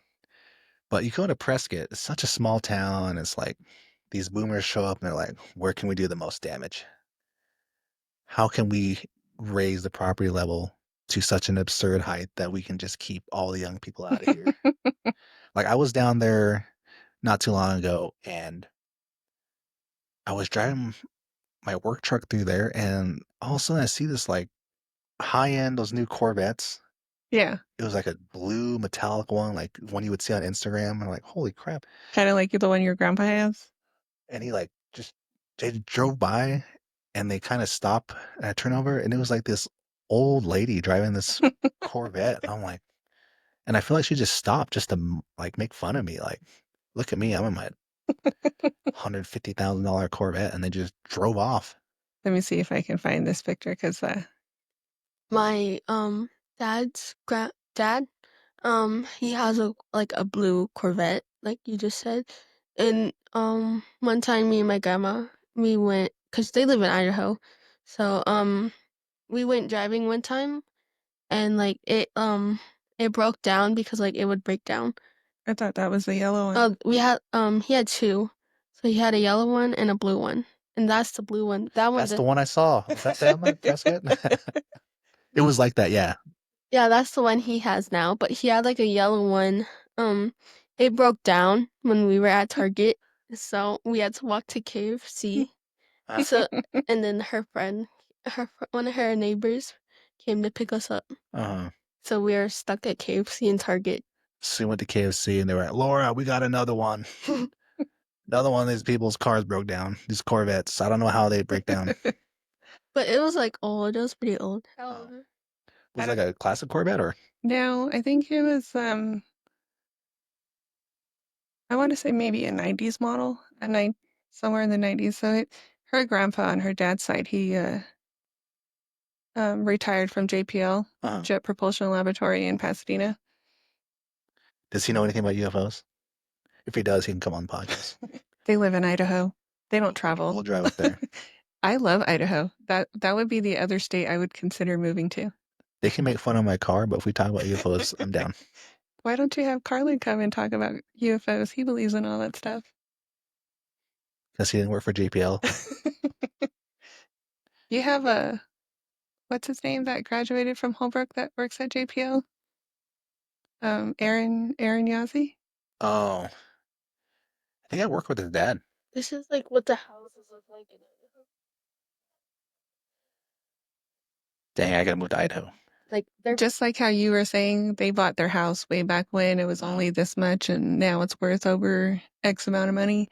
That's kind of like her grandparents. They bought a house in San Fernando Valley in Granada Hills. So they sold their house in Granada Hills for a good amount of money. Mhm. The buyer was he paid cash. It was one of those things where I'm just like, when they told me who bought their house, I'm just like, to just have that money just to buy a house to store trains, like model trains. You want to hear something crazy? He bought the house just to store his model trains. And they had a good sized house. It was a 1, 2, 3 bedroom, 2.5 bathroom. Their living room was relatively large. It was huge the way I remember it. Yeah. And but yeah, this house is basically storage for his model trains. Uh-huh. And but yeah, so they bought it cash, and then the house they bought in Idaho, they paid cash, and it's in a development. Mm-hmm. And they bought it for a decent amount. Uh-huh. Excuse me. I want to say maybe $500K. Uh-huh. And I think their house is valued at over $1 million now. And their house is probably one of the smallest on the lot. I think it's a 4-bedroom, 2.5 bath. Yeah, 4-bedroom, 2.5 bath with a 3-car garage. It's a nice little home. Like, Terrilena, you want to hear something crazy like that? No, it's only 3-bedroom. No, because your room, the TV room, the TV room. Guest room. Yeah, I forgot about the TV room. Yeah, well, I'll have to go up there and be like, so did you ever see any green little spaceman? Have you ever stopped at that or going to Vegas from Vegas to, I think it's in Baker, California. It's that alien jerky shop. Oh, yeah. I've never really left. I've never really left Arizona. Oh, goodness, Bill, you got to get out there. You got to travel. I drove your mom to California, but it was at night. And she was scared because I would every now and then I'd hit like the what's it called? The rumble strip on the side. Yeah. She'd be like sleeping and then I go and she would like wake up like yeah. Trying to give her a heart attack. Yeah. I think back then she could handle it, but I'm not sure about now. I think I try to get these guys out and about. Travel, let them see that there's more to than just one place. Yeah. Until recently, the furthest east I ever driven was Albuquerque. The furthest east I think I've ever driven, in which it was not fun, but was to Texas to go visit Aunt V. Uh-huh. And I was in a little minivan. It was like, Oh, say like, minivan ain't bad. well, when every seat is full, I think it was like Aunt Frida, Aunt Hetty, um, Oh, my okay. grandma. Okay, that thing was full then. Yeah. Yeah, So it's like okay. two aunts, Uh, two grandmas, myself, and one, two, three cousins. So it In a was full in minivan? a minivan. And so it was like the back row was full, three of us. The middle seat didn't fit three, it only fit two. Uh-huh. So we put an ice chest right there Yeah. by the door and like a blanket on top of it. And that's like one of the grandmas sat on there. Uh-huh. And then the two aunts up front. Wow. I'm speechless. I don't know what to say. Yeah. Well, I'm glad you are able to tell us that story. Yeah, that was not a fun road trip. And then You could write a screenplay for some comedy movie based on that. I think, and then we did another road trip, I think 2 years ago.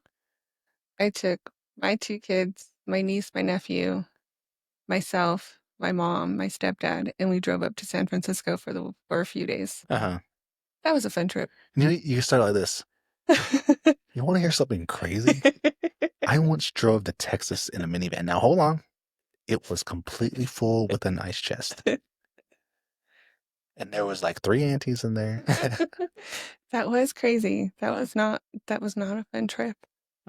That was not a fun drive. You know, the furthest north I ever been was Cortez, but that was for work. Cortez, Colorado. And then the furthest south, Tucson. And then the furthest west, Los Angeles. Now, I've flown on a plane to Boston, but I don't really consider that doesn't count because you like skip everything, you know. Hmm. But I did recently go to, about a couple years ago, we went to, my fiance and I went to Osceola, Arkansas. Okay. So that is like just north of West Memphis, Arkansas. And I'll tell you what, I thought there were strange towns in Arizona, but this place, it was definitely strange. And me being a tourist and I just want to, try to fit in, Hmm. the way I described the way I fit in was like um, Clark on vacation, Which one? all of them. So we get there, and I looked up on the internet, and I wanted to have barbecue because I thought barbecue. I had heard barbecue over there in that area was big, right? And there was this place that was listed in the newspaper as like top 10 barbecue places in Arkansas, Hmm. and it just happened to be in that town. So my fiance and I made plans to go over there to eat, right? So we drive up, and it's this. It looked like a double wide travel trailer or something like that. It was a weird place, and we park in what I thought was a parking lot because there was a car parked there, so we park there. We get out and we go to the door, and on the door there's a sign that says from the public or whatever government agency controls the health and safety of the restaurant, whatever. Hmm. It said something like, this facility will expose you to smoke. Like enter at your own risk. So I thought, oh, barbecue place. Okay, maybe they're talking about the smoke, right, from Yeah. barbecue. I walk in there and everybody was smoking cigarettes. And I was like, dang, I haven't seen this since like at a Denny's in 1999, like that long ago. It kind of took me back. But it was like just older Caucasian people sitting there smoking cigarettes. There was this person in the back with like a hoodie on, and they had like this video poker machine, and he was standing there like playing video poker, like he was gambling, but gambling's not legal in Arkansas. And he was just hanging out back there. And I walk in there, and we're looking at the menu, and the lady that's working behind there comes up, and I look at her arms, and her arms have like bruises on it. Like in hindsight, I wonder if she was like doing heroin or something. It was something that looked like that on her arms. It was just odd. But being me, I was like, hey, this is a nice place. Let me get what I think we got like pulled pork or something. And they're like, oh, okay, it's gonna take like 15 minutes or something.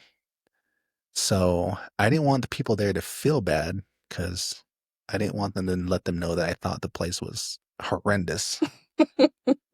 So my fiance and I go and stand by the wall, and there's like these pictures on there on the wall, like the Polaroid, Yeah. and it was just like, I don't know, people that lived at one point, I think. And we're standing there, and I'm just like standing there, I'm like smiling. My fiance says I was smiling and standing there like an awkward. I'm just trying to be nice in my mind. I'm trying to be nice. And all of a sudden, this lady comes up. She's the owner, apparently. She comes up and she goes, look at this picture. And she points to a picture on the wall. And I was like, so what does that look like? And it was when I saw it, it was a picture of like something gray. Maybe it was like the sky, maybe clouds or something like that. And I didn't know what she was talking about, like in the picture. And I said, is it like a UFO? And she goes, no, it's Jesus. And I was like, okay. And she goes, I guess it was like a tornado, but when they took the picture, like the outline of like the cloud Mhm. kind of looked like the silhouette of like Jesus from the side, I guess. And I was all, oh, I see what you're saying, but I had no idea. I didn't see what she was saying. I didn't see it. What she saw, I did not see, but I was like, oh yeah, I see it. Yeah. And then she just goes and like sits back down and smokes her cigarettes. And so finally the food comes up, right? Now, mind you, we're in a cloud of smoke because they're smoking cigarettes in there.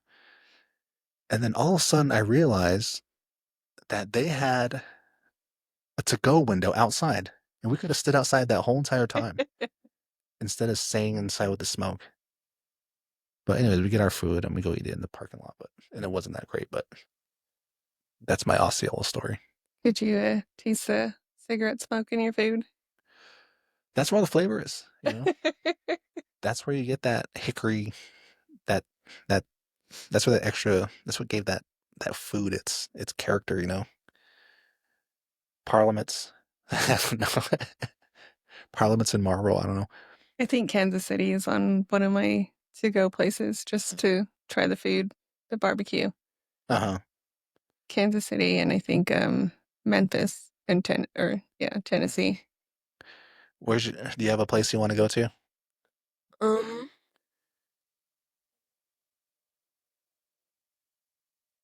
I'd probably just say back to San Francisco.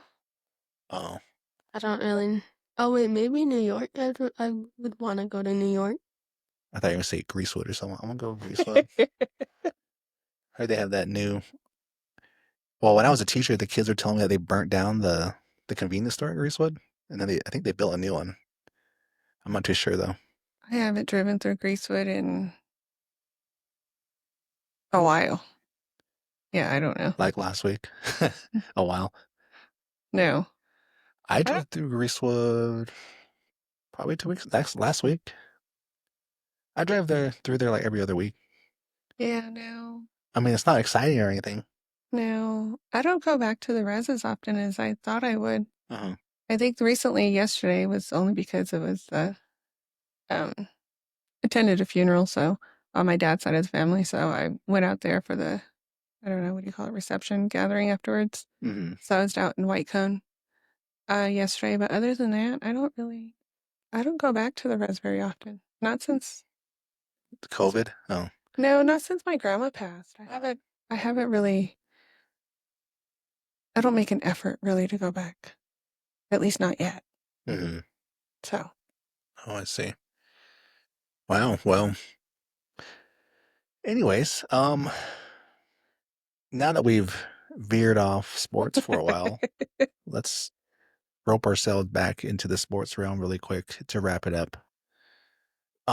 So who's going to win the World Series this year? I want to say the Dodgers, Mm-hmm. but have a lot of pitchers out right now. Uh-huh. A lot of our rotation is out. So I don't know. We got Tyler back the other day, I want to say. Mhm. Yeah, Tyler's back. Glasnow. Uh-huh. But we still have quite a number of pitchers still out. A number of pitchers still out. So if the Dodgers make the World Series, where are you going to watch it at? At home. At home. Yeah. Okay. You know, so I'm a big fan. Like I said, I've been a diehard fan for as long as I can remember.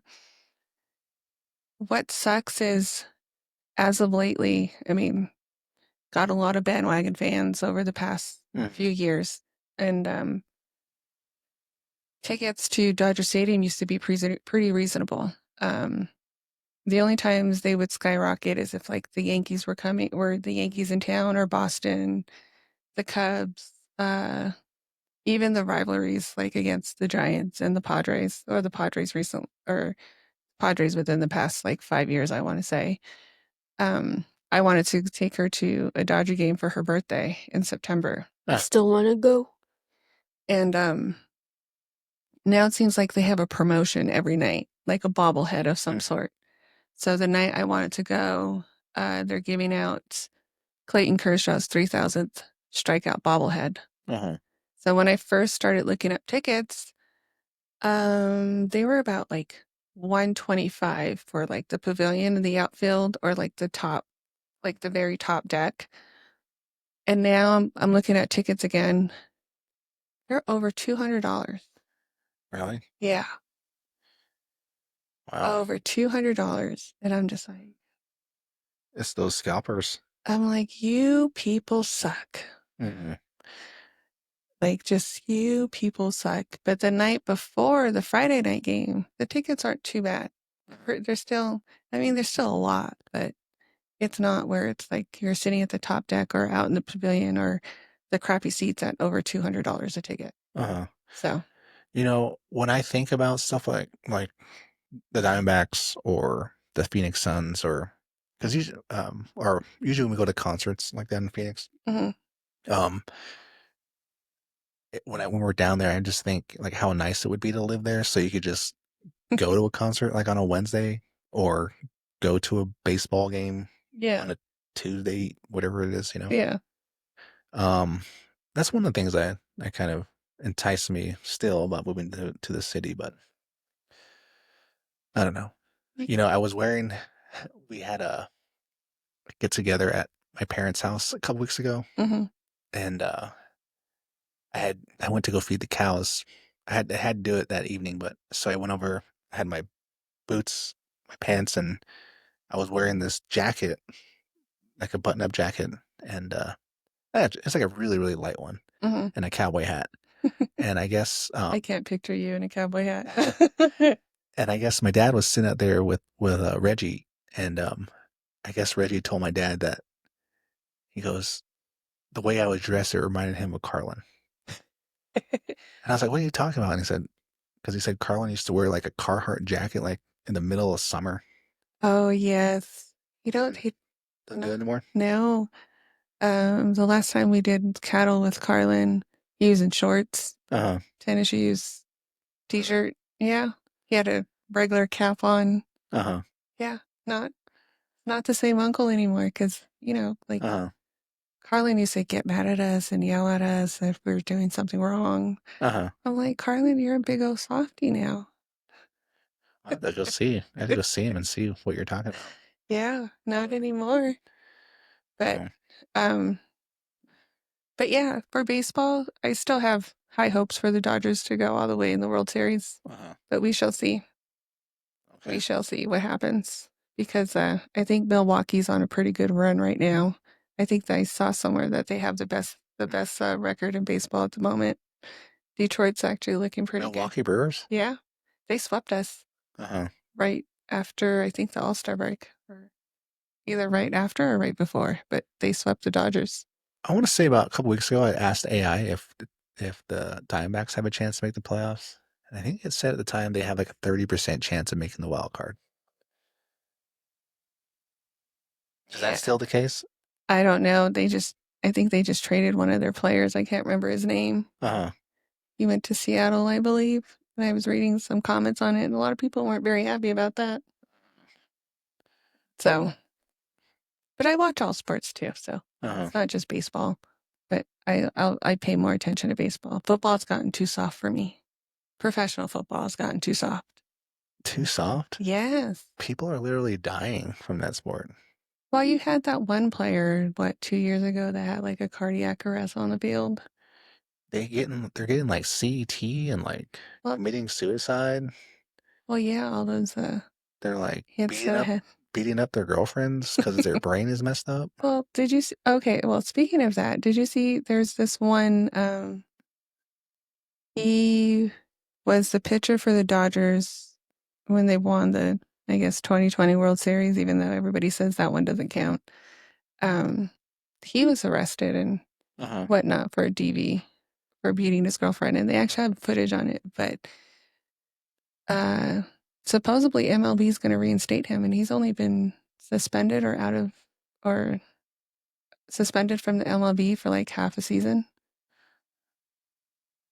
Wasn't there a pitcher that Trevor Bauer was the other one? Yeah, he was a Dodger one too. Didn't he get accused of sexual assault or something like that? Yeah, something like that. But there was like no actual evidence, or apparently that they didn't. They don't have. Nothing has been shown on that. So, but he was out for. He was suspended, I think, for like maybe 2 seasons or something. Like, he was suspended for a while. And they're trying to get, I think he's trying to get reinstated, but it seems like a lot of teams aren't willing to deal with that drama. So this other pitcher, Julio Urias, is the other one but they actually have footage of him like beating his girlfriend or hitting his girlfriend.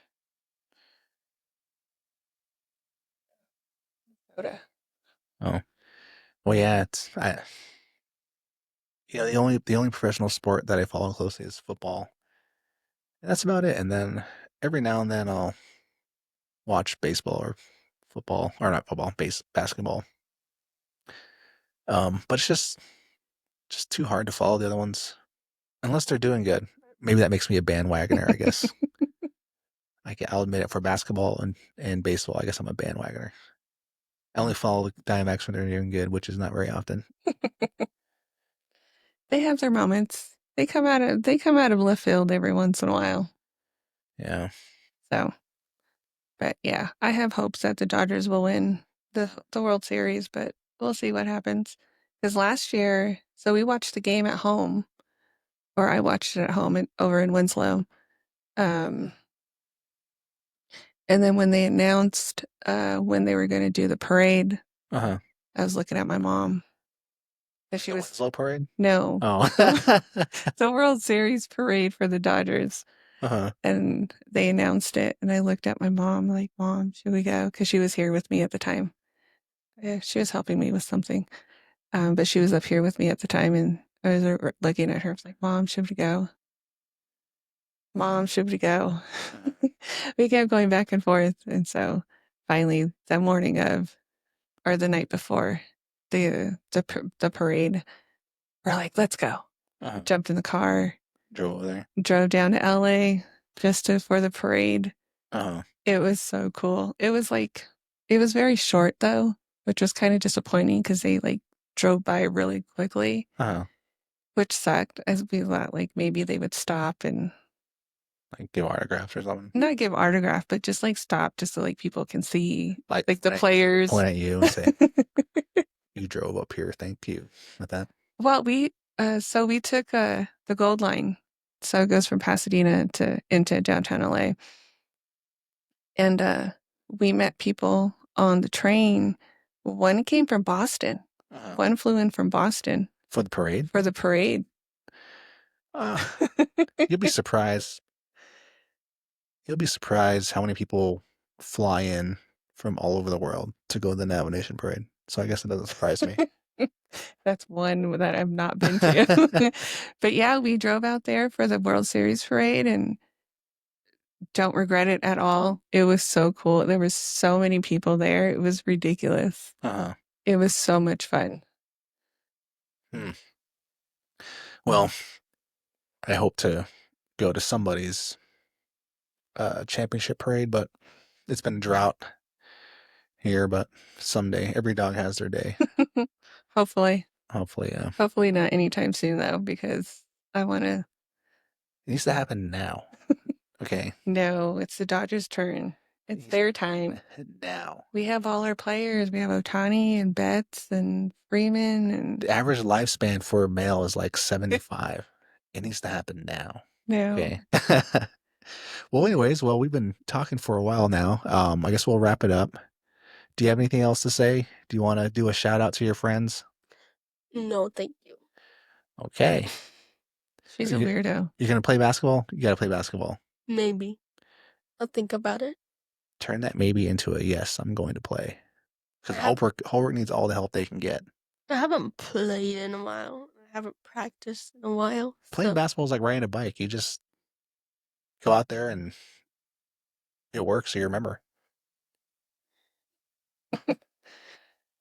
Well, anyways, thank you for coming for the podcast, and I hope everybody, just so everyone knows, my other camera died, so if it switched, the reason why it switched to one camera and it's only showing Terrilena and our daughters because that's the reason. But either way, we just went with it. So, anyways, we want to thank everybody for tuning into the Sports on I-40 podcast. I hope this was something different for the summer because nothing else is really going on right now besides baseball and school starting back up. So for our podcast, Saturday, was it 2 weeks from now?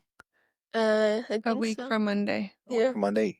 August 4th. Finally, we don't need these kids running the streets. They need to go back to school. I wish the kids were out in the streets. Mine just stay inside and eat all the food. Well, you don't want to take me anywhere, so. She was in California and then Idaho, and then she just got back. So she's actually 2 weeks of being bored. Uh-huh. Okay, well, when I ask you to take me somewhere, you just get mad. Well, means you got to go get some sheep and just have them herd some sheep out there. Right? Yeah. Or like ship them off to my dad and they can go herd his sheep. Yeah, see? It's okay, I have a horse over there. Well, anyways, yeah, thank you for coming by, and maybe I guess later on, maybe when the playoffs start, we can have you back on. We can talk about the playoffs. Yes, hopefully the Dodgers will still be in first place. And I mean, what's the worst that could happen? They go on a 40-game losing streak, but that'd be like cataclysmic. Yeah, they're in their little all-star slump right now. Uh-huh. They usually go in a slump before and post all-star break. Uh-huh. So, but they won 3 games in a row, I believe. So hopefully. Well, when you come back, football season will be in full swing. So we can definitely talk about that too. Sounds good because I still watch football every once in a while. Mm-hmm. Yeah. Yes, the Cowboys. Well, I watch all of them. Their dad is a Charger fan, so we'll pay attention to the Chargers too. Well, I watch a lot of them myself, mostly because I bet a lot on football. Mm-hmm. So I had the NFL Sunday ticket, so I usually have like all 4 games going and just to watch it. And if you have like multiple TV screens with multiple certain games you want to watch and whatnot. Yeah, and I usually flip back and forth just to see the score and stuff like that. And I mean, I was thinking about that this morning. I'm like, it's just so nice to wake up on a fall Saturday, right? Make some coffee. You turn on the TV, and then you go to like ESPN. They start talking about the college football games that are coming up and the big ones, and then they finally start, and you have like 20 bets going throughout the day, and you're checking each one of them. And then you do the same thing on Sunday. You wake up, it's like nice and cool in the morning, and I used to start my day getting ready for work. I used to turn on ESPN while I was getting ready for work, Uh-huh. and that was my news. Like, I don't really care what's going on in the world. Like, Uh-huh. show me something interesting. So I would watch ESPN like every morning Uh-huh. during just year round. Then I'd write all my bets down. So I usually do like 10 to 15. Do you do fantasy football too? No, because I got kicked out of one. I like to tell people it was because I was good, but I think they just didn't want me in there. But I'm supposed to get invited to one this year, but we'll see. But yeah, I usually like at least 10 games I'll bet on. I'll talk to Brian. I think Brian's on a fantasy football league. Maybe he can get you into whichever one he plays. Tell him I'll win the league with Shador Sanders as my starting quarterback.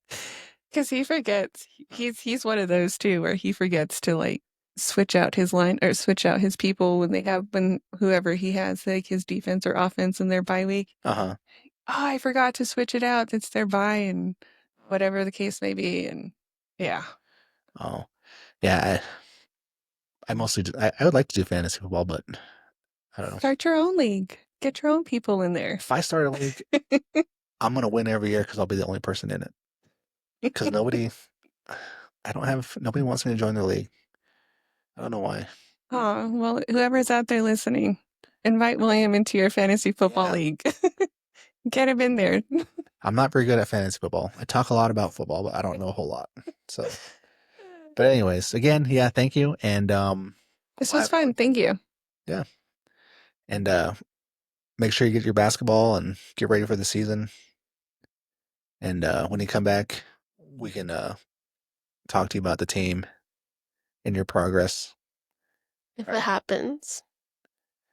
You gotta talk to Mr. Orton. Just tell him that he just needs to push her and push her. Mm-hmm. Just keep harassing her. He'll push me to do it, so he'll probably make me do it.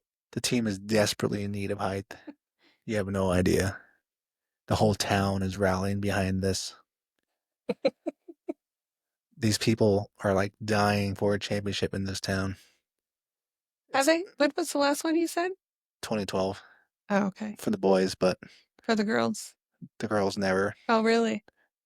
Oh, there you go, Dorothy. They need that championship back in this town. It's like I don't know what to compare it to. It's like when we won World War II. That's what it's gonna be like when the girls win the state championship here. I was gonna say when the Diamondbacks made it to the World Series or won. It's bigger than that. Oh, wow. Yeah. When we planted that flag on the beaches of Normie, that's what it's gonna be like in this town. You'll be a legend. You'll be like on the Sandlot. What does it say? Heroes are remembered, but legends never die. That's like her favorite movie. Yeah. So anyways, yeah, thank you everybody, and have a good day, morning, night, whichever time you're listening to it. Thank you.